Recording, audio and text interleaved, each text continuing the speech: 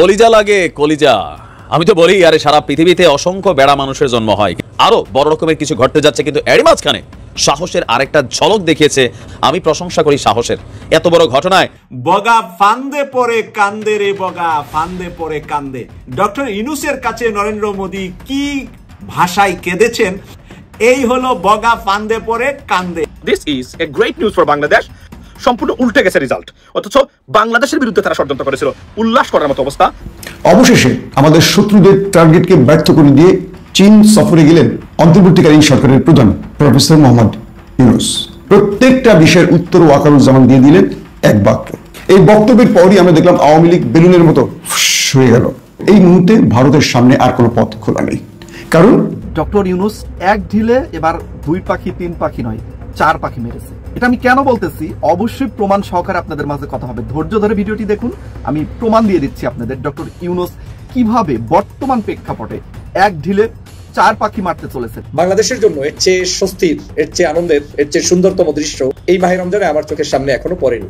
তিনি তার জায়গা থেকে গভীর জলে কাজ করে যাচ্ছেন এবং করেছেন বলেই আমি মনে করি। কিন্তু কতটা সুস্থ মস্তিষ্কে থাকলে, ঠান্ডা থাকলে সেটাকে তিনি প্রোটেকশন দিতে পারেন, সেটা জেনারেল ওয়াকারুজ্জামান সাহেব দিয়েছেন। নরেন্দ্র মোদীকে দিল্লি টাউনে ধুতি খুইলা ল্যাংটা করাইয়ে দিয়েছে ডোনাল্ড ট্রাম্প। ল্যাংটাটা বুঝতে পারছেন না? বুঝতে একটু সময় লাগবে আপনাদের। আল্লাহর মায়ের দুনিয়ার বাইর। কি নির্বাচন? ওই আগের মতো না না না না। ইউনূস স্যার বলছেন এবার যে নির্বাচন হবে সবাই ইয়াদ রাখবেন। শুনলে ঘাবড়া যাবেন, তো ঘাবড়া যাবেন। ভোট চুরি করবেন, পারবেন না, একদম সিল মাইরা দিব। সম্মানিত দর্শক শ্রোতা, আসসালামু আলাইকুম। নতুন একটা ভিডিওতে জানাচ্ছি আপনাদের স্বাগতম। এইমাত্র পাওয়া তাজা এবং গরম খবর। আজকের ভিডিওটি কতটা গুরুত্বপূর্ণ, কতটা চাঞ্চল্যকর, কতটা ইন্টারেস্টিং হতে চলেছে ভিডিওর অংশ বিশেষ এবং ভিডিওর শিরোনাম দেখে কিন্তু আপনারা বুঝেই গেছেন। আশা রাখবো আপনাদের কাছে সম্পূর্ণ ভিডিওটি দেখে যাবেন, স্কিপ করবেন না, তাহলে অনেক কিছু জানতে পারবেন এবং বুঝতে পারবেন। প্রিয় দর্শক বন্ধুরা, আমি আর বেশি কথা বাড়াবো না, সরাসরি আপনাদের বিস্তারিত ভিডিওতে নিয়ে যাবো। তার আগে একটা রিকোয়েস্ট করবো আপনাদের কাছে, যারা এখন এই চ্যানেল সাবস্ক্রাইব করে রাখেন, এই চ্যানেল সাবস্ক্রাইব করে দিয়ে পাশে থাকা বেল আইকনটি বাজিয়ে রাখবেন। শেষে থেকে কোথা থেকে এই ভিডিওটি দেখছেন তা কিন্তু অবশ্যই কমেন্ট সেকশনে বলে যাবেন। চলুন তাহলে প্রিয় দর্শক বন্ধুরা, এই ভিডিওতে একটি লাইক করে দিয়ে আমরা বিস্তারিত ভিডিওগুলো মোবাইলের স্ক্রিন থেকে ধারাবাহিকভাবে একের পর এক দেখে আসি। বগা ফান্দে পড়ে কান্দে রে বগা ফান্দে পড়ে কান্দে। ছোটকালে এরকম মানুষ গান গাইতো। আমি তো শিল্পী না, সেই জন্য এতটুকুই আমি মনে রেখেছি। আজকে বগা ফান্দে পড়ে যে কান্দে, ডক্টর ইউনূসের কাছে নরেন্দ্র মোদী কি ভাষায় কেঁদেছেন, মানব জমিন পত্রিকা হেডলাইনটা আপনারা শুনলেই বুঝতে পারবেন, আপনারা বিচক্ষণ মানুষ। তারপরে আমি বিস্তারিত আলোচনায় যাব। প্রথমে হেডলাইনটা বলছি, স্বাধীনতা দিবসে ডক্টর ইউনূসকে মোদী বাংলাদেশের সঙ্গে অংশীদারিত্ব এগিয়ে নিতে প্রতিশ্রুতিবদ্ধ ভারত। বাংলাদেশের সাথে অংশীদারিত্ব এগিয়ে নিতে ভারত প্রতিশ্রুতিবদ্ধ। এই কারণে নিয়ে আমার মায়ের 1,500 সন্তানকে ভারতের সৈন্য এসে বাংলাদেশে মেরে চলে গিয়েছে। এই কারণে নিয়ে আমার দেশের 25,000 মায়ের সন্তানের হাত পা চক্ষু অন্ধ করে দিয়েছে। আর সেই খুনি ডাইনি হাসিনাকে নিজের ঘরে নিয়ে আদর আপ্যায়ন করছে। আর তার দোসরদেরকে ভারতে পাসপোর্ট দিয়ে, ভিসা দিয়ে, বিভিন্নভাবে সহযোগিতা করে ভারতে অবস্থানের সুযোগ দিয়ে ভারত থেকে বসে বাংলাদেশকে উত্তপ্ত করার জন্য এ পর্যন্ত কত শত পরিকল্পনা করেছে। এবং সেই পরিকল্পনা খোলার সবগুলারই আমরা তথ্য পেয়েছি ভারত থেকে আওয়ামী লীগ বা বিজেপি মিলে করে যাচ্ছেন। এবং বিজেপি নেতারা ভারতে বসে হাসিনার সাথে এবং হাসিনার ওই খুনি সন্ত্রাসীদের সাথে বৈঠকের পরে বৈঠক করে কিভাবে বাংলাদেশকে অশান্ত রাখা যায় সেই পরিকল্পনা করছেন। আর সেই পরিকল্পনাকারীর মুখ থেকে শুনলাম অংশীদারিত্ব এগিয়ে নিতে প্রতিশ্রুতিবদ্ধ ভারত। এই হলো বগা ফান্দে পড়ে কান্দে। আজকে ডক্টর মোহাম্মদ ইউনূস স্যার যাচ্ছেন চায়নাতে, তার বাবার বাড়িতে। ভারতের বাবার বাড়ি হলো চায়না, যার নাম শুনলে নরেন্দ্র মোদী ওই নিজে চা বিক্রি করতেন, তো এই জন্য 1 কাপ গরম চা আগে খা। নাম শুনলে চায়নার কেঁপে উঠেছে এই নরেন্দ্র মোদী। সেই মোদী আজকে যখন ডক্টর মোহাম্মদ ইউনূস 26শে মার্চ কাকতালির মতো একই দিনে পড়ে গিয়েছে চায়না সফর। আর সেই সফরে যাওয়ার আগ মুহূর্তে সে একটি বার্তা পাঠিয়েছে ডক্টর মোহাম্মদ ইউনূসের কাছে। আমাদের দেশে এসে খুন খারাপি করার প্রতিশ্রুতি আমরা দিয়ে রেখেছি, তাই না? বাংলাদেশের জনগণ তাকে প্রতিশ্রুতি দিয়েছে যে প্রতিদিন ফেলানির মতন সে কাঁটাতারের ভিতরে ঝুলিয়ে রাখবে আমাদের মায়ের সন্তানদেরকে। আর তাকে আমরা বলবো, আমাদের প্রতিবেশী বন্ধু দুস্থ, আসো তোমার মানে ধুতি খোলা হবে। বাংলাদেশের মানুষ পেলে তাকে ধুতি খুলে খান খান করে দিবে, কারণ বাংলাদেশের মানুষ একবার পেয়েছিল। আর সেই আলেম ওলামাদের প্রতিবাদের কারণে আলেম ওলামাদের উপরে কি নির্যাতন হয়েছিল, মামুনুল হক সহ যাদের উপর নির্যাতন হয়েছিল, এই নরেন্দ্র মোদীকে প্রত্যাখ্যান করার জন্য খুনি ভারতে এত মানুষকে খুন খারাপি করার কারণে, মুসলমানদেরকে খুন খারাপি করার কারণে যে বাংলাদেশে প্রতিবাদ হয়, সেই প্রতিবাদী মানুষগুলাকে কিভাবে নির্যাতন সে তার দূষর হাসিনার মাধ্যমে বাংলাদেশে করেছে, বাংলাদেশের মানুষ ভুলে যায় নাই। আর তার এই ফান্দে পরে কান্দা বাংলাদেশের মানুষ শুনবে না, আর ডক্টর মোহাম্মদ ইউনূস এক কানে শুনবে আর এক কানে এটা বের করে দিবে, কারণ ইউনূস পেলেই তাকে সহ আটকাবে। কারণ বর্তমান সময়ে আইনটা আমাদের এইভাবে এগিয়ে যাচ্ছে যে নরেন্দ্র মোদী সহ আসামি হচ্ছে বাংলাদেশের আন্তর্জাতিক অপরাধ ট্রাইব্যুনালে।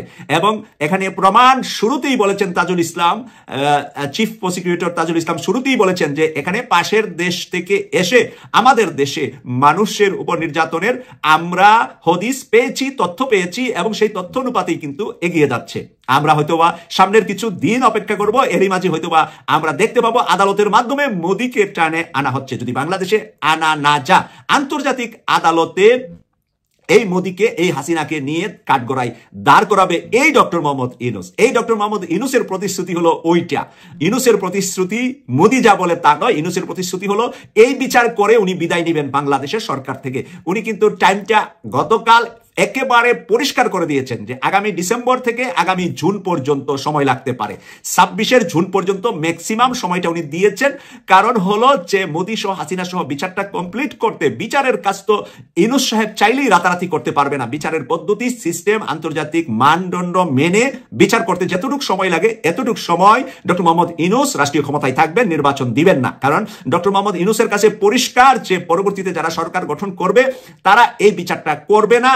যাদের সম্ভাবনা আছে রাষ্ট্রীয় ক্ষমতা আসার, তারা ভারতকে বিচারের মুখোমুখি করার মতন মাজায় তাদের শক্ত গামছা বাঁধা নাই। সেই দুর্বল দলগুলোই বাংলাদেশের রাষ্ট্রীয় ক্ষমতায় আসবে, যারা নরেন্দ্র মোদীর চোখে চোখ রেখে কথা বলতে পারবে না, যারা ভারতকে আসামির কাঠগড়ায় দাঁড় করাতে পারবে না। ভারত প্রীতিতে ব্যস্ত হয়ে যাবে পরের সরকার এসে। সেই কারণে উনি নিজ হাতে বিচারটা কমপ্লিট করেই বিদায় নেওয়ার জন্য উনি 6 মাস এখানে হাতে রেখেছেন। বাংলাদেশের সেনাবাহিনীর প্রধান জেনারেল ওয়াকারুজ্জামান সাহেবের, তিনি সেই ছবিটিতে নামাজের ইমামতি করছেন এবং তার পিছনে নামাজরত অবস্থায় আছেন বাংলাদেশের আমাদের মহামান্য প্রেসিডেন্ট জনাব চুপ্পু সাহেব, এবং তার সাথে অন্য বিভিন্ন রাজনৈতিক, সামাজিক, প্রশাসনিক এবং সেনাবাহিনীর বিভিন্ন কর্মকর্তা, যেটা দেখে মনে হয়েছে একটি এলিট শ্রেণীর অনেক সুধীজন সেখানে উপস্থিত ছিলেন। আমি নামাজের দৃশ্যটা নিয়ে আলোচনা করতাম না, এজন্যই করছি, আমাকে আপ্লুত করেছে এই নামাজের দৃশ্যটাতে। একজন সেনাবাহিনীর প্রধান, আমার দেখা দৃষ্টিতে এই প্রথম হয়তো আমাদের বাংলাদেশের কোনো একজন জেনারেল, কোনো একজন সেনাপ্রধান ইমামতি করছেন, এবং সেই ইমামতিতে বাংলাদেশের পদের বলে সর্বোচ্চ পদের যে জায়গাটা সেটা হচ্ছে রাষ্ট্রপতি। সে যে দলের হোক, যে মতের হোক, কিন্তু সম্মানের জায়গায় একজন রাষ্ট্রপতি তার পিছনে নামাজ আদায় করছেন এবং ইমামতি করছেন আমাদের জেনারেল ওয়াকারুজ্জামান সাহেব। বাংলাদেশের জন্য এর চেয়ে স্বস্তির, এর চেয়ে আনন্দের, এর চেয়ে সুন্দরতম দৃশ্য এই মাহে রমজানে আমার চোখের সামনে এখনো পড়েনি। আমি জেনারেল ওয়াকারুজ্জামান সাহেব সম্পর্কে পূর্বেও বিভিন্ন সময় বলতাম যে তিনি একজন ঠান্ডা মাথার মানুষ, খুব তীক্ষ্ণ বুদ্ধি সম্পন্ন, ধার্মিক, বাংলাদেশের মানুষের মন, মগজ, চিন্তা চেতনা তিনি লালন করেন। এদেশের জনগণের জন্য স্বস্তিদায়ক একজন সেনাপ্রধান তিনি। নিশ্চয়ই আমার মুখের ভাষা যেভাবে হবে, একটি রাজনৈতিক দলের নেতার মুখের ভাষা যেরকম হবে, একজন সেনাপ্রধানের বক্তব্য সেরকম কোনোদিনই হবে না। এটা যারা বোঝে না তারা হচ্ছে আহাম্মকের স্বর্গে বসবাস করছে। একজন সেনাপ্রধান রাষ্ট্রের তার পরে যে দায়িত্ব আছে সেটা তিনি পালন করবেন। তার একটা বক্তব্য আজকে না হলেও 20 বছর পরেও চুলচেরা বিশ্লেষণ হবে, তার এই বক্তব্যের খুঁটিনাটি আলোচনা হবে। সেনাপ্রধান কখনোই কারো উপরে রাগ, বিরাগবাজন কিংবা শক্তি প্রয়োগের মানসিকতা দেখিয়ে তিনি সেনাপ্রধান হিসেবে সেনাবাহিনীর সুনামকে রক্ষা করতে পারবেন না। তো যাই হোক, সেটা ভিন্ন আলোচনা। সে কারণে সেনাপ্রধানের অনেক কার্যক্রমই হয়তো নীরবে নিবৃতে তিনি করে যাচ্ছেন, তিনি ফোকাস করছেন না। যেমনটা শেখ হাসিনা চাইলে সবই প্রকাশ করে দেয়, আমি এটা করেছি, আমি সেটা করেছি, ধর্মের নামে কিছু করুক কিংবা না করুক সেটাকে প্রচার করে বেড়ায়। জেনারেল ওয়াকারুজ্জামান সাহেবের যেটা সমস্যা আমি বুঝতেছি সেটা হচ্ছে এত সমালোচনা হয়, কিন্তু তারপরেও তিনি তার মুখ খুলে এই সমালোচনার জবাব দিতে গিয়ে প্রমাণ করতে চান না যে আমি এটা করেছি। আমি ইউটিউবে কিংবা ফেসবুকে ডক্টর ফয়জুল 10টা কথা বললে তাতে তার কিচ্ছু আসা যায় না। তিনি তার জায়গা থেকে গভীর জলে কাজ করে যাচ্ছেন এবং করেছেন বলেই আমি মনে করি।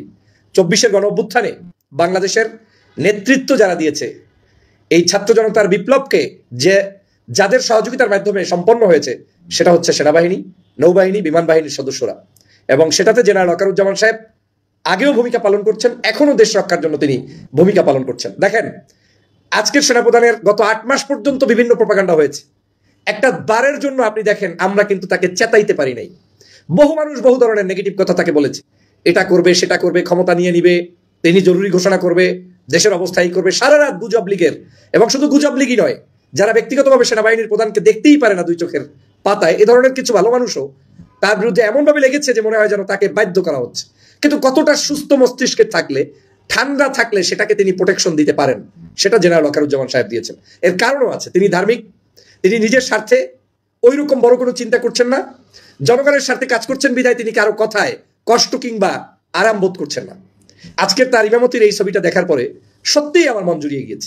এবং সেনাপ্রধান তার সকল বাহিনীর সদস্যদেরকে শান্ত থাকার নির্দেশ দিয়েছেন, বলেছেন আমাদেরকে সহনশীল হতে হবে, ধৈর্য ধারণ করতে হবে, কে কি বললো সেই দিকে না তাকিয়ে এই দেশকে রক্ষায় আরো অনেক বেশি যোগ্যতার পরিচয় দিতে হবে, প্রজ্ঞার পরিচয় দিতে হবে এবং ধৈর্যের পরিচয় দিতে হবে।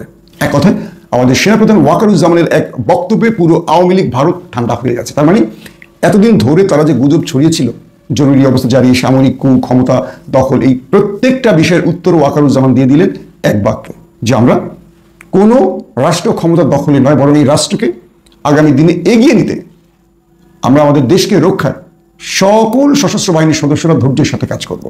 তার মানে তাকে নিয়ে যে গুজবগুলো ছিল তার সকল উত্তর ওয়াকারুজ্জামান ক্লিয়ার দিয়ে দিয়েছে। এই বক্তব্যের পরই আমরা দেখলাম আওয়ামী লীগ বেলুনের মতো হয়ে গেল, এবং এর পরপরই প্রফেসর ইউনূস অর্থাৎ আজ তিনি চীনের উদ্দেশ্যে যাত্রা করলেন, মানে বাংলাদেশ ছেড়েছেন। চীনের সঙ্গে বাংলাদেশের অনেকগুলো চুক্তি হতে পারে, গুরুত্বপূর্ণ এই চুক্তিগুলো ভারতের জন্য মাথা ব্যথার প্রধান কারণ হবে। অর্থাৎ তিস্তা সহ বহু রকম প্রকল্প আছে, ভারত আউট হয়ে যেতে পারে, ইন হতে পারে চীন এবং পাকিস্তান বা আদার্স কোনো কান্ট্রি, সেটা তুরস্ক হতে পারে। এই প্রেক্ষাপটে এই মুহূর্তে ভারতের সামনে আর কোনো পথ খোলা নেই, কারণ আওয়ামী লীগ বিদায়ের পর প্রফেসর ইউনূস ক্ষমতায় বসার পর ভারত ইউনূসকে সহযোগিতা করলে হয়তো আজকের এই দশা তাদের দেখতে হতো না, বরং তারা ইউনূস সরকারকে ক্ষমতাচ্যুত করার জন্য একটার পর একটা খেলা খেলেছে। আর প্রফেসর ইউনূস যেহেতু আন্তর্জাতিক খেলোয়াড়, তিনি নরেন্দ্র মোদীকে ছোট্ট চালি পরাজিত করে ফেলেছেন। চীন থেকে এখন বাংলাদেশ কি পায় এটা দেখার অপেক্ষায় আমরা। 2 নম্বর বিষয় হলো প্রফেসর ইউনূস গতকালকে জাতির উদ্দেশ্যে বক্তব্য দিলেন। সেই বক্তব্যে তিনি এই সরকারের বড় বড় কাজগুলোর একটা ফিরিস্তি দিয়েছেন। আপনারা হয়তো খবরপত্র বা টেলিভিশনে দেখেছেন, লম্বা করার দরকার নেই। কোথায় কত পার্সেন্ট আন্তর্জাতিক ব্যবসা বাণিজ্যের ক্ষেত্রে বাংলাদেশের বর্তমান সকল বিষয়গুলো তিনি তথ্যভিত্তিক বিশ্লেষণ করেছেন। এবং এখানে কোনো আগামী ডিসেম্বরে যে বাংলাদেশে একটা জাতীয় নির্বাচন হতে পারে তার রোড ম্যাপ নিয়ে তিনি কোনো স্পেসিফিক কোনো বক্তব্য তুলে ধরেননি। বিএনপি এই মুহূর্তে বাংলাদেশের উন্নয়ন চাচ্ছে না, বাংলাদেশ ভালো কোনো দিকে এগিয়ে যাক, বাংলাদেশের অর্থনীতি এগিয়ে যাক, বাংলাদেশের জনগণ দুর্ভোগ থেকে বেঁচে যাক, এগুলো বাংলাদেশের মানে প্রধান বড় দল বিএনপির টার্গেট না। বিএনপির একটাই টার্গেট, কবে নির্বাচন। তারা শুধু এই মুহূর্তে চাচ্ছে কবে নির্বাচন। তারা আওয়ামী লীগকে প্রায় 16 বছর মেনে নিতে পেরেছে। আমরা দেখেছি আওয়ামী লীগের কাছে তারা একেবারে শিশুর মতো হয়ে গেছে। 16 বছর এই দীর্ঘ সময় তারা আওয়ামী লীগকে প্রতি মুহূর্তে মেনে নিয়েছে, কিন্তু প্রফেসর ইউনূসকে তারা এই 1-1.5 বছরের জন্য মানতে এত কষ্ট কেন? প্রফেসর ইউনূসের এই সময়টিতে আপনারা বিগত 20 বছরে সবচেয়ে ভালো রোজার মাস কাটছে আমাদের। দেখেন আল্লাহর রহমতও আছে আমাদের উপর। খেয়াল করেন মার্চের এই সময়টা বাংলাদেশে প্রচন্ড গরম থাকে, দেখেন এখন পর্যন্ত আবহাওয়া খুব ঠান্ডা। একটা জিনিস খেয়াল করেন, আল্লাহর রহমত তো, এগুলো তো আল্লাহর রহমত, আপনি মানেন আর না মানেন। বাজারে দ্রব্যমূল্যের যে ঊর্ধ্বগতি আমরা গত 15-20 বছরে দেখেছি, এবার সেটা দেখতে পাচ্ছেন। আমি নিজে বাজারে গিয়ে আমি অবাক হয়ে যাই। প্রত্যেকটা পণ্যের যেগুলো আমাদের প্রয়োজনীয় এই মুহূর্তে দাম অনেক কম। তারপরে দেখেন বিদ্যুৎ, রোজায় আমরা দেখলাম সেহরি এবং ইফতারের সময় কি পরিমাণ বিদ্যুৎ যেত গত মানে ইউনূস সরকার বসার আগ পর্যন্ত। এবার খেয়াল করেন ইফতার এবং সেহরিতে মানুষ কত নির্বিঘ্নে আরামে ইফতার এবং সেহরি গ্রহণ করতে পারছে। আপনি একবার চিন্তা করেন বিএনপি এত নির্বাচন করে লাফাচ্ছে কেন, আমার মাথায় ঢুকতেছে না। আপনারা আসলে কি দেশের চেয়ে ভালো কিছু হয়ে যাবে আশা করেন? ছিলেন তো আপনারা বহু বছর, আহামরি কি করছেন? আমরা তো দেখছি রে ভাই, আমরা দেখছি না। আমাদের বয়স তো একেবারে কম না, আপনাদের রাজনীতির বয়স আমাদের বয়স প্রায় কাছে, তো আমরা তো জানি। একটু দেন না, একজন আন্তর্জাতিক মানের ব্যক্তি, নিরপেক্ষ ব্যক্তি ক্ষমতায় বসে, তাকে একটু সময় দেন, সে দেশটাকে গুছিয়ে দেখ। তারপর আপনারা এসে আবার লুটপাট করে খেয়ে শেষ করে দিন, তারপর আবার আওয়ামী লীগ আসবে, আবার খাবে, আবার আপনারা আসবেন, আবার আওয়ামী লীগ আসবে, আবার আপনি আসবেন, এভাবে আপনি তো খাবেন, তাই তো? এই দেশটা তো আমরা লিজ দিয়ে দিয়েছি আপনাদেরকে, যে এখন নির্বাচনের কথা ছাড়া আপনাদের মন খারাপ। ইউনূস যে বাংলাদেশে এই গত 8 মাসে কি করছে তার একটা ফিরিস্তি বা হিসেব দিয়েছে, সেখান থেকে বিশ্লেষণ করেন যে দেখেন বাংলাদেশের অর্থনৈতিক মানে অবস্থাটা কতদূর এগিয়ে গেছে, বাংলাদেশের মানুষের জীবনযাত্রার মান কোন লেভেলে আসছে, আমাদের রেমিটেন্সের লেভেল মানে রেমিটেন্স কত এখন আসছে, আমাদের ব্যাংকে এখন কত টাকার রিজার্ভ আসছে, এগুলো নিয়ে আলোচনা করেন। আপনারা পুরো বক্তব্যের এত গুরুত্বপূর্ণ অংশ বাদ দিয়ে একটা অংশ নিয়ে পড়ে আছেন, নির্বাচন নিয়ে তো কোনো রোডম্যাপ দেয়নি। মানুষ এই মুহূর্তে নির্বাচন চাইছে না বাংলাদেশে, শুধু আপনারা কয়েকজন নেতারা চাইছেন, বুঝতে পারছেন? মানুষের মধ্যে আতঙ্ক ঢুকে গেছে যে নির্বাচন হওয়ার পর কি হবে, বুঝতে পারছেন না? মানুষের মধ্যে আতঙ্ক ঢুকে গেছে। নির্বাচনে ক্ষমতা না বসার আগে যদি দেশের এই অবস্থা হয়, প্রতিটা অঞ্চল দখল হয়ে যায়, চাঁদা 2 গুণ বেড়ে যায়, তো ক্ষমতা বসার পর কি হবে, কি পরিবর্তন দেখাবেন আপনারা? মানুষের মধ্যে ভয় ঢুকে গেছে। পারলে ইউনূস সরকার ক্ষমতা থাকতেই আপনারা সেই জায়গাটা তৈরি করে দেখান। প্রত্যেকটা জায়গা থেকে বিএনপির এই চাঁদাবাজদেরকে, সন্ত্রাসীদের কন্ট্রোল করেন। এমন একটা কিছু দেখান যাতে আমরা আশা করি যে আগামীতে নির্বাচন হলে বিএনপি ক্ষমতা আসলে আমাদের জীবনযাত্রার মান পরিবর্তন হবে, আমরা শান্তিতে ঘুমোতে পারবো, চাঁদাবাজদের হাত থেকে বাঁচবো, লুটকারীদের হাত থেকে বাঁচবো, হ্যাঁ, আমাদের একটা সুন্দর জীবন পাবো। এটা বোঝান আগে, এখনই নির্বাচন করবেন না, আগে বিএনপির মধ্যে শুদ্ধি অভিযান চালান, সংস্কার করেন, ভেতরে যত সমস্যাগুলো আছে এগুলো দূর করেন। ফ্যাসিবাদ বিরোধী রাজনৈতিক দলগুলোর মধ্যে অনৈক্য নেই, তবে স্বার্থের সংঘাত রয়েছে বলে মন্তব্য করেছেন বিএনপি স্থায়ী কমিটির সদস্য মির্জা আব্বাস। তিনি বলেছেন, আজকের স্বাধীনতা দিবস প্রমাণ করে দ্বিতীয় স্বাধীনতা বলতে কিছু নেই। বিএনপির নেতার এমন বক্তব্যের কড়া প্রতিবাদ জানিয়ে এনসিপির আহ্বায়ক নাহিদ ইসলাম বলেছেন, যারা ৭১ ও ২৪কে মুখোমুখি দাঁড় করাতে চায় তাদের উদ্দেশ্য অসৎ। এবারে স্বাধীনতা দিবসের আয়োজন থেকেও আবারও উচ্চারিত হয়েছে ৭১-এর গণহত্যাকারীদের বিচারের দাবি। স্বাধীনতা দিবস প্রমাণ করবে দ্বিতীয় স্বাধীনতা বলে বাংলাদেশে কিছু নাই। যারা বলে তারা আজকে স্বাধীনতা দিবসকে একটু খাড়া করতে চায়। অনৈক্য কিছু নাই, স্বার্থের সংঘাত আছে। প্রত্যেকটা দলের যার যার একটা ইথিক্যাল জায়গা আছে, যার যার একটা মতাদর্শ আছে। এরপরেই স্মৃতিসৌধে আসেন নাগরিক পার্টি নেতারা, স্মরণ করেন ৭১-এর বীর শহীদদের, সমালোচনা করেন মির্জা আব্বাসের বক্তব্যের। ৭১ এবং ২৪ আলাদা কিছু নয়, বরং ২৪-এর গণ অভ্যুত্থানের মধ্য দিয়ে ৭১-এর যে স্পিরিট সেটি পুনর্জীবিত হয়েছে। বলে যারা এটাকে আসলে পরস্পর বিরোধী বা মুখোমুখি করে দাঁড়া করাচ্ছে তাদের উদ্দেশ্য অসৎ। অন্যান্য রাজনৈতিক দলের নেতারা ২৪ থেকে শিক্ষা নিয়ে নতুন বাংলাদেশ বিনির্মাণে সবাইকে ঐক্যবদ্ধ থাকার আহ্বান জানান। আমাদের এই অনৈক্যের সুযোগ যাতে আবার অনৈক্যটা হতে পারে অনৈক্য, কিন্তু এই অনৈক্যটা যাতে রাষ্ট্রের সংহতিকে নষ্ট না করে, আগামী দিনের সম্ভাবনাকে নষ্ট না করে। কারো বিরুদ্ধে বৈষম্যমূলক আচরণ করি নাই, ভবিষ্যতে আমরা করব না। মুক্তি সেনাদের শ্রদ্ধা জানাতে এসে আরও একবার উচ্চারিত হলো ৭১-এর গণহত্যাকারী দলের বিচারের দাবি। এখানে স্বাধীনতা বিরোধী, মুক্তিযুদ্ধ বিরোধী যে শক্তি রাজনৈতিক সিদ্ধান্ত নিয়েই তারা এই গণহত্যার বিভিন্ন মাত্রায় তারা সহযোগিতার ভূমিকা তারা পালন করেছে। ৭১-এর ঘাতকদের আমরা বিচার চাই। ওই ৭১-কে বাদ দিয়ে ৪৭-কে পুনরুত্থাপন করে ২৪ আনতে চাই। আমার ধারণা তারা ইতিহাসের আস্থা করে নিক্ষিপ্ত হবে। স্বাধীনতা বিরোধী যে শক্তি তারা যদি ক্ষমা না চায়, দুঃখ প্রকাশ না করে, ভুল স্বীকার না করে, তাদেরও বাংলাদেশের মাটিতে রাজনীতি করার কোনো অধিকার নাই বলে আমরা মনে করি। রমজান আর ঈদের ঘরে ফেরার ছুটি শুরু হয় এবছর তেমন একটা ভিড় ছিল না স্মৃতিসৌধে। দেখা যায়নি আওয়ামী লীগ ও তার ঘনিষ্ঠ কোনো রাজনৈতিক দলকে। যে আত্মত্যাগে এই স্বাধীনতা, সেই মুক্তিযুদ্ধ চেতনাকে ধারণ করে আগামী বাংলাদেশ হবে অসাম্প্রদায়িক, সাম্য, মানবিকার, গণতান্ত্রিক, এমন স্বপ্নের বাস্তবায়ন দেখতে চায় সাধারণ মানুষ। তাই রাজনৈতিক দলের নেতারাও প্রতিশ্রুতি দিলেন আগামী বাংলাদেশ হবে জনতার, যেখানে থাকবে না। প্রধান উপদেষ্টা ডক্টর ইউনূস চীন সফরে গেছেন। তিনি অলরেডি সেখানে পৌঁছেছেন। হাইনান প্রভিন্সে, আমি যদি ভুল না করে থাকি, সেখানে বোয়াও নামে একটা জায়গাতে, ওই শহরের নামে বোয়াও ফোরাম ফর এশিয়া এরকম একটা সংগঠনের সম্মেলনে তিনি বক্তৃতা করবেন। অ্যাপারেন্টলি সেটার জন্য তিনি সেখানে গেছেন এবং খুব অল্প করে যদি বলি 25টা এশিয়ান দেশ, তার সাথে অস্ট্রেলিয়া মিলে এই ফোরামটা তৈরি হচ্ছে, যেখানে গ্লোবাল বিভিন্ন এবং এশিয়ার সাথে খুবই গুরুত্বপূর্ণ ফিনান্সিয়াল, ক্লাইমেট এবং সিকিউরিটি ইস্যুতে আলাপ আলোচনা হয়। বিভিন্ন রকম গুরুত্বপূর্ণ মানুষজন সেখানে যান। তো এটা আসলে মূল ইস্যু না। মূল ইস্যু আমরা আসলে যেটা নিয়ে আলোচনা করছি, এবং এটা সবচেয়ে বড় সিগনিফিকেন্স, সেটা হচ্ছে প্রধান উপদেষ্টার সাথে চীনের প্রেসিডেন্ট শি জিনপিংয়ের বৈঠক হতে যাচ্ছে, দ্বিপাক্ষিক বৈঠক।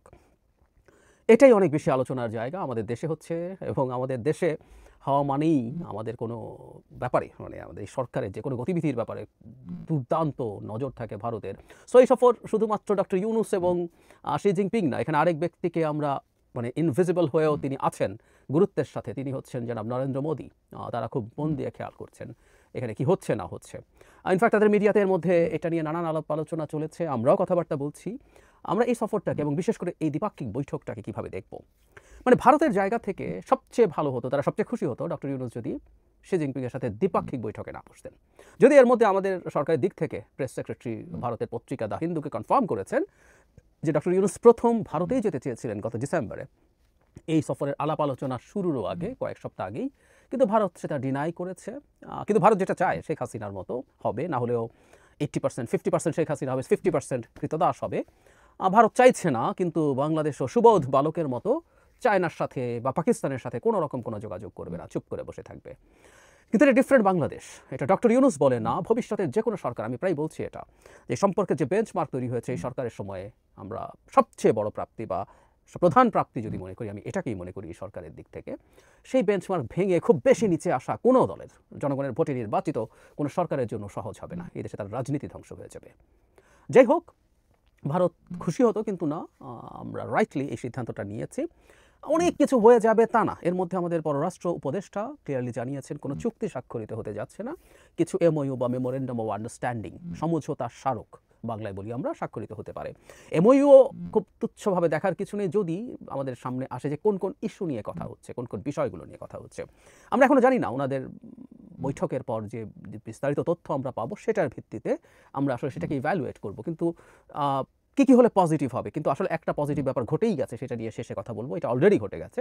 কিন্তু কী হলে আমরা মনে করি আমাদের দিক থেকে খুব বড় অ্যাচিভমেন্ট হবে বলে মনে করি। আমাদের পররাষ্ট্র উপদেষ্টা চায়নায় গিয়েছিলেন, সেখানে গিয়ে তিনি একটা আলাপ করে এসেছিলেন, সে তখনই আমি এটা নিয়ে কথা বলেছি। সেটা হচ্ছে বাংলাদেশকে চীন যেসব ঋণ দিয়েছে, বাংলাদেশে চীনের দেওয়া অনেক ঋণ অপ্রয়োজনীয় এবং অনেক ঋণ অত্যন্ত এক্সপেন্সিভ, সেগুলো শোধ করার যে টেনিওর সেটা কম, সুদ অনেক উঁচু, এরকম ব্যাপার আছে। কিন্তু পৃথিবীতে ইতিহাস আছে, এই সাম্প্রতিক অতীতে মালয়েশিয়াতে এটা হয়েছে, মাহাতির মোহাম্মদ এই লেটেস্ট বার ক্ষমতায় আসার পর চীনের অনেক ঋণ রিনেগোশিয়েট করেছেন, সেখানে চীন তার ঋণের সুদের হার কমিয়েছে, এমনকি পরিশোধের সময়সীমা বাড়িয়েছে। সো আমরা আমাদের দিক থেকে এক্সিস্টিং অর্থনৈতিক সংকটের মধ্যে যদি এমন কোনো সুবিধার ঘোষণা পাই, এটা সরকার একটা বড় সাফল্য হিসাবে আমরা বিবেচনা করব। নট অনলি দ্যাট, চীন থেকে আমরা ইম্পোর্ট করে, বাংলাদেশ সবচেয়ে বেশি পণ্য আমদানি করে চীনের কাছ থেকে, দ্বিতীয় ভারত 13-14 বিলিয়ন ডলারের মতো, চীন 22 থেকে 25 বিলিয়ন ডলারের মতো, ইটস এ হিউজ অ্যামাউন্ট। এসব ক্ষেত্রে যদি কিছুটা ডেফার্ড পেমেন্ট তারা পারমিট করে, যে আমরা পণ্য আনছি কিন্তু পরিশোধের সময়সীমার জন্য কিছুটা সময় লাগবে, সেটা সাকসেসফুল হতে পারে। বিনিয়োগ, এফডিআই যদি আনা যায়, চীনের সরকার টু সরকার যেসব ঋণ আছে সেগুলোর বাইরে যদি চীনের বিনিয়োগকারীরা বাংলাদেশে বিনিয়োগ করেন, ডক্টর ইউনূস তার ভাষণে, জাতির উদ্দেশ্যে দুদিন আগে যে ভাষণ দিয়েছেন, সেখানে চীনের একটা সোলার পাওয়ার কোম্পানি যেটা পৃথিবীর সবচেয়ে বড়, তারা বাংলাদেশে বিনিয়োগ করবে, এই ধরনের কথা বলেছেন। সো এরকম আরও কিছু বিনিয়োগ যদি আনা যায়, সেটা একটা বড় সাফল্য হিসেবে দেখব। কিন্তু এমওইউর মধ্যে একটা বিষয় আলোচনার জায়গা আছে, সেটা একটু দেখতে হবে, এবং আমাদের কিছু ব্যাপারে সতর্কতারও প্রয়োজন আছে, সেটা নিয়েও কথা বলতে চাই। যে কথা বলছিলাম, একটা সাফল্য অলরেডি হয়ে গেছে, সেটা হচ্ছে চীনের সাথে, চীনের প্রেসিডেন্টের সাথে এই বৈঠকটা। চীনের প্রেসিডেন্ট কিন্তু পৃথিবীর সবচেয়ে শক্তিশালী, সবচেয়ে পাওয়ারফুল মানুষ, বেশ কিছুদিন থেকে নানান র্যাঙ্কিংয়ে তাকে বলা হয়। এর মানে এই না চীন সবচেয়ে পাওয়ারফুল দেশ, কিন্তু যেটা হয়, শি জিনপিং এর হাতে আসলে চীনের সব ক্ষমতা কার্যত তার হাতে, মানে আমেরিকান প্রেসিডেন্টের হাতে এত ক্ষমতা থাকে না। ব্যক্তিগতভাবে আমেরিকা সবচেয়ে পাওয়ারফুল দেশ হলেও এখন পর্যন্ত নানান বিবেচনায়, কিন্তু প্রেসিডেন্টের হাতে অত ক্ষমতা নেই, তার হাত পা নানানভাবে চেকস অ্যান্ড ব্যালেন্সের মাধ্যমে বেঁধে ফেলা হয়েছে। তো শি জিনপিং পৃথিবীর সবচেয়ে পাওয়ারফুল মানুষ, তার সাথে যখন আমাদের প্রধান উপদেষ্টা বসছেন, এবং প্রেক্ষাপটটা হচ্ছে ভারত বাংলাদেশের ওপরে, বাংলাদেশের এই সরকারের ওপরে তীব্র চাপ তৈরি করার চেষ্টা করছে, তাকে সেই অর্থে এখনো স্বীকৃতিই দেয়নি। মানে স্বীকৃতি দিয়েছে এইভাবে যে তারা শেখ হাসিনাকে আর প্রধানমন্ত্রী বলছেন না, আমাদের প্রধান উপদেষ্টা দায়িত্ব নেওয়ার পর তাকে কনগ্রাচুলেট করেছে। সো এই সরকারকে এক ধরনের মেনে নিয়েছে তারা, কিন্তু মন থেকে স্বীকৃতি বলতে যা বোঝায়। এমনকি 26শে মার্চকে সামনে রেখে প্রধান উপদেষ্টার কাছে বার্তা পাঠিয়েছেন, এগুলো করেছেন। সো তারা স্বীকৃতি দিয়েছেন, মেনে নিয়েছেন, কিন্তু আসলে বাংলাদেশের সরকারকে হোল হার্টেডলি মেনে নেওয়া এবং তার সাথে কাজ করা, সেটা থেকে ভারত এখনো বেশ খানিকটা দূরে। এই প্রেক্ষাপটেই চায়না সাথে আমাদের প্রধান উপদেষ্টা বৈঠক হচ্ছে শি জিনপিং এর সাথে। আমরা খেয়াল করব, শেখ হাসিনার পতন এবং পালিয়ে যাবার পর থেকে চীন চেষ্টা করছে, সরকার এবং সরকারের বাইরের শেখ হাসিনা বিরোধী যত শক্তি আছে, বিএনপি, জামায়াতে ইসলামী, নাগরিক কমিটি, তখনও নাগরিক পার্টি হয়নি, তাদের বিভিন্ন নেতৃবৃন্দকে তারা বিভিন্ন দফায়, বিভিন্ন কিস্তিতে তাদের দেশে নিয়ে গেছেন, তাদের সাথে ইন্টারাক্ট করেছেন। তাদের রাষ্ট্রদূত, বিএনপি নেতা, জামায়াত নেতা, সরকার, সবার সাথে খুবই উষ্ণ সম্পর্ক তৈরি করার চেষ্টা করছেন। চীন বাস্তবতা মেনে নিয়ে এখন শেখ হাসিনা বিরোধী শক্তিগুলোর সাথে সম্পর্ক তৈরির চেষ্টা করছে, যদিও শেখ হাসিনা ক্ষমতায় টিকে থাকার পেছনে চীনের গুরুত্বপূর্ণ ভূমিকা ছিল, এটা আমাদের ভুলে গেলে চলবে না। তো ফলে এইখানে যখন চীন এই জায়গায় চলে যাচ্ছে, এটা ভারতের জন্য চাপ তৈরি করছে। বাংলাদেশ চীনের পক্ষে চলে গেল কিনা, ভারতের মিডিয়াতে এই আলাপগুলোই খুব হচ্ছে, কতটা যায়, কি যায়। এর মধ্যে বিশেষ করে কিছু স্ট্র্যাটেজিক প্রশ্ন, সিকিউরিটির প্রশ্ন, অ্যাপারেন্টলি মনে হয় এগুলো সেরকম না, কিন্তু এর সাথে এগুলো জড়িত আছে। আমি তিস্তা প্রজেক্টের কথা বলছি, ধরলাম এমওইউর খুব শক্ত আইনি ভিত্তি নেই, কারণ এটা অ্যাগ্রিমেন্ট না, কিন্তু যদি একটা এমওইউ হয় যে তিস্তা প্রজেক্টে বাংলাদেশ আবার চীনকে কাজ করতে দিতে চাইছে, বা মোংলা পোর্ট চীন পরিচালনা করতে চেয়েছে, আমি যতদূর নিউজ দেখেছিলাম এটা সিদ্ধান্ত অলমোস্ট সরকার নিয়েছে বা অলরেডি দিয়ে ফেলেছে, আমি নিশ্চিত নই সেটা, বা একই রকমভাবে আর কি এমওইউ হয়, সেটা আসলে আমাদের একটা দেখার ব্যাপার থাকবে। বিশেষ করে তিস্তা চুক্তি, তিস্তা নিয়ে ভারতের প্রচণ্ড মাথা ব্যথা আছে। তিস্তা চুক্তি, তিস্তা প্রজেক্টটা যে জায়গায় হবে সেই জায়গাটা ভারতের সেই শিলিগুড়ি করিডোর, যেটাকে আমরা এখন অনেকেই জানি চিকেন স্নেক বলে আমরা বুঝি, একটা চোক পয়েন্ট, খুবই ন্যারো একটা স্ট্রিপ অফ ল্যান্ড যেটা দিয়ে ভারতের নর্থ ইস্টার্নের রাজ্যগুলো কানেক্টেড আছে মূল ভারতের ভূখণ্ডের সাথে। সো এটা একটা চোক পয়েন্ট, স্ট্র্যাটেজিক চোক পয়েন্ট। এখানে একটা প্রজেক্ট যদি হয় সেটাকে ভারত কীভাবে নেবে, এটা ভারতের জন্য খুবই বড় দুঃসংবাদ। শুধু না, সেটা আমাদের জন্য কতটুকু চাপ হয়ে আসতে পারে সেটা মাথায় রাখতে হবে।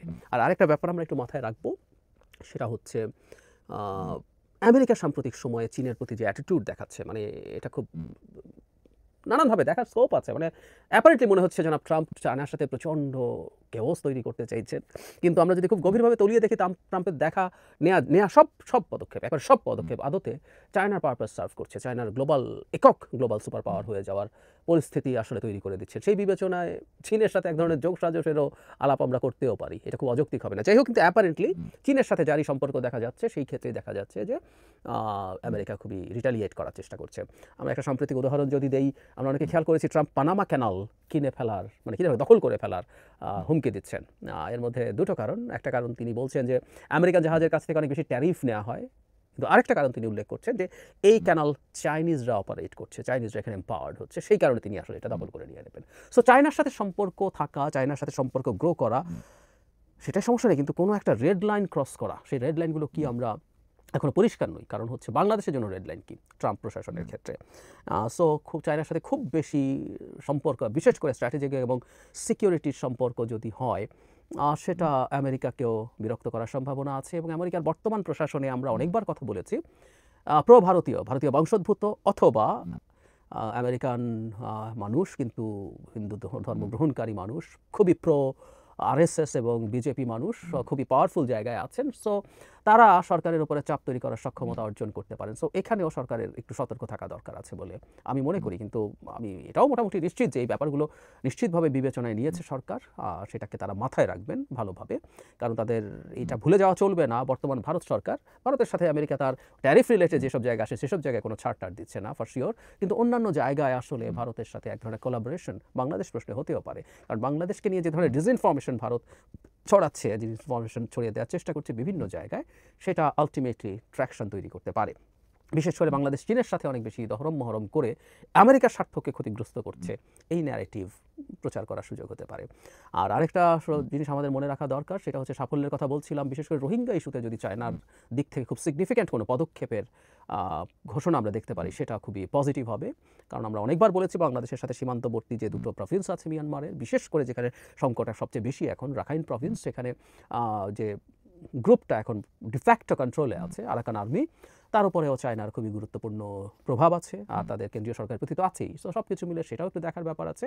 কিন্তু যে কথাটা বলেছিলাম যে অ্যাটলিস্ট একটা সাফল্যকে আমরা খুব বড় করে দেখবো, কি এমওইউ হয়েছে, আমাদের মন মতো হয়েছে কি হয়নি, তার চেয়ে জরুরি কথা শি জিনপিং তার বাইল্যাটারাল একটা মিটিং আমাদের প্রধান উপদেষ্টার সাথে করার সাথে সাথে এটাও একটা খুব বড় ধরনের এন্ডোর্সমেন্ট, এবং আমি মনে করি এটা একটা বড় চাপ হয়ে হাজির হবে ভারতের জন্য বাংলাদেশের সাথে তার সম্পর্ককে নর্মালাইজ করার ক্ষেত্রে। কারণ বর্তমান পৃথিবীতে অতি চাপ দিয়ে কাউকে একঘরে করে ফেলে খুব বেশি বেনিফিট হয়ে ওঠে না, এতে কার্যত নিজের ক্ষতি হয়ে যায়। এই ব্যাপারগুলো ভারতের বোঝা দরকার। আমি ছোটো একটা উদাহরণ দিই, আগে এটা নিয়ে কথা বলেছি, আমাদের অনেক রকম কিছু বন্ধ করে দিয়েছে তারা, তাদের ক্ষতি করি হলো। আমরা বাংলা যে প্রবচন বলে নিজের নাক কেটে পরে যাত্রা ভঙ্গ করা, সেটা করার চেষ্টা করছেন। ওদের দোকান খালি পড়ে আছে, ব্যবসা পরিবর্তন করে ফেলবেন এরকম রিপোর্ট দেখছি, কারণ তাদের কাস্টমার নেই। চিকিৎসার ক্ষেত্রে আমাদের অনেক রোগী দুর্ভোগের বিনিময়ে তারা আমাদের ঝামেলা করার চেষ্টা করছেন, কিন্তু চায়না তার অল্টারনেটিভ, সে কুনমিংয়ে ডেডিকেটেড হসপিটাল করার কথা বলছেন বাংলাদেশিদের জন্য, বা বাংলাদেশে এসে তারা হসপিটাল তৈরি করবেন, তাদের পরিচালনায় চলবে, এরকম নানান রকম অল্টারনেটিভ তৈরি হচ্ছে, সেগুলো হচ্ছে। সুতরাং ভারতের এই বাস্তবতা বুঝে চীনের সাথে বাংলাদেশের অনেক বেশি এনগেজমেন্ট হচ্ছে। নট অনলি চায়না, আমি প্রসঙ্গে একটু বলে রাখি, পাকিস্তানের সাথেও এনগেজমেন্ট বাড়ছে। সব কিছু মিলে ভারতের উপরে চাপ তৈরি হচ্ছে, এবং ভারত বাংলাদেশের সাথে তার সম্পর্ককে নর্মালাইজ করে। এবং কোন বাংলাদেশের সাথে? একটা স্বাধীন সার্বভৌম বাংলাদেশ, একটা স্বাধীন সার্বভৌম বাংলাদেশের প্রধান, যিনি সে দাঁড়া সোজা করে মাথা উঁচু করে চোখে চোখ রেখে কথা বলে, তার সাথেও সম্পর্ককে ঠিক জায়গায় একটা মোটামুটি ওয়ার্কিং রিলেশনের জায়গায় নিয়ে যাওয়ার ক্ষেত্রে ভারত নিজেই চাপ বোধ করবে। শেষ করছি, আগেও বহুবার বলেছি, ভারত যে কথাটা বলতো ভারতের নিজের সেটা বোঝা উচিত। যখন আমেরিকা শেখ হাসিনা সরকারকে খুব রিপিটেডলি তীব্র চাপ প্রয়োগ করছিল একটা অবাধ সুষ্ঠু নির্বাচনের জন্য, তখন ভারতের থিঙ্ক ট্যাঙ্কে এই কথা বলতে আমরা প্রচুর দেখেছি যে এটা করার মাধ্যমে কার্যত শেখ হাসিনাকে চায়নার দিকে ঠেলে দেওয়া হচ্ছে অনেক বেশি চাপ দিলে। তো এই কথাটা এখন ভারতকেই আমি বলি, তাদের চাপই আসলে আলটিমেটলি বাংলাদেশকে অনেক বেশি চীনের দিকে ঠেলে দিচ্ছে। তো এই চায়না সফরের ফলে ভারতে এটার রিয়েলাইজেশন আসার সম্ভাবনা তৈরি হয়েছে। যদিও তাদের সাম্প্রতিক গতিবিধি, তাদের অ্যাটিটিউড দেখে মনে হয় না তারা তেমন কিছু শিখবে, তারপরও আমরা এটুকু আশা রাখি। প্রিয় দেশবাসী, শুরু থেকে শেষ পর্যন্ত যারা এই ভিডিওটি দেখেছেন সকলকে জানাই অসংখ্য অসংখ্য ধন্যবাদ। যারা এরকম নিউজ ভিডিও পেতে পছন্দ করেন তারা অবশ্যই এই চ্যানেলটি সাবস্ক্রাইব করে পাশে থাকা বেল আইকনটি বাজিয়ে দিবেন। যারা এখন এই ভিডিওটি শেয়ার করেননি, এই ভিডিওটি দ্রুত শেয়ার করে সকলকে দেখার সুযোগ করে দিন। আজকের মতন এই পর্যন্ত, দেখা হচ্ছে পরবর্তী কোনো ভিডিও নিয়ে ইনশাল্লাহ।